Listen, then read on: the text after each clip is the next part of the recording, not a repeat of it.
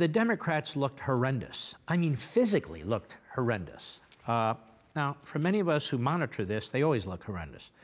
But they were kind of sliding down in their chairs, their mouths open, drooling from the side of their mouth, burping into their stomachs, and all. It was just grotesque. And Nancy Pelosi and Chuck Schumer were the worst of the bunch. And of course, Gutierrez got all mad when the chants of USA, USA were being made, and that was just too much for him, and he walked out of the place. We are totally defending our Second Amendment and have taken historic actions to protect religious liberty. Now, there again, you got a lot of Democrats sitting there. The Second Amendment is part of the Bill of Rights. They don't care, they don't like it. Religious liberty, First Amendment, they don't care, they don't like it. It's really incredible to watch this, isn't it? The second pillar fully secures the border.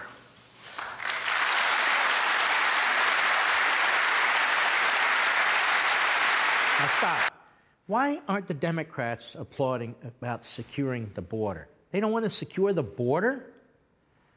You know, it's not just Rhodes Scholars who cross the border illegally, or future rocket scientists, or the man or woman, an infant at the time, who's going to invent a cure for cancer. There's drug runners, there are kidnappers, there are mass murderers, there are terrorists. You secure the border. I mean, we secure our streets within our own country because there are dangerous people who are citizens and non-citizens alike. Why wouldn't you secure the border from other people in other countries who might come into our own country? That's just common sense. But it is, again, bucking tradition that she drove up on her own. Is there anything you want to tell us about her outfit? All right, stop. Here we are, ready to have the President's State of the Union address. And she's bucking tradition because she came up with the little kid and the mother, you know, to be nice and so forth. But don't worry, she's going back with Donald Trump, so we're not really gossiping or insinuating anything, of course. And then Jake Tapper, who's supposed to be the real journalist among them, and he fails again. Is anything you want to say about what she's wearing? She's wearing? Then there's Nancy Pelosi. Better said, more accurately, Nancy Pelosi's face. I hope your children, I hope you warned them in advance that the cameras from time to time would be showing Nancy Pelosi, among others, because it's scary. And she looked ill. She looked incredibly ill, because what they realized at this speech, that the President of the United States went over their heads to the American people, and he showed the American people who he truly is, without all the in-between propaganda, spin, and attacks by the media and the Democrats. We're lucky to have this man at this time in our history. We really are.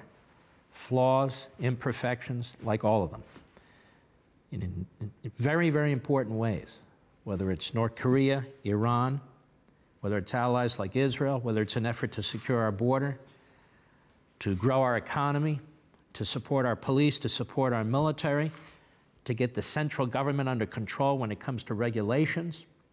Even his tax cut program, you can disagree with aspects of it. At least it's not a massive tax increase across the board, which is what Obamacare was and so forth. And speaking of Obamacare, he tried to eliminate Obamacare. There's so many good things you can say about this administration and the president's policies. And among them also is the judiciary, what he's trying to do there. And he clearly is a man of faith. He clearly is a man who believes in God and so forth, and he carries through on his promises. So I think that speech was outstanding. It was a fabulous speech. Agree with all of it or don't agree with all of it, we salute the president. Want to see more? Sign up for Levin TV.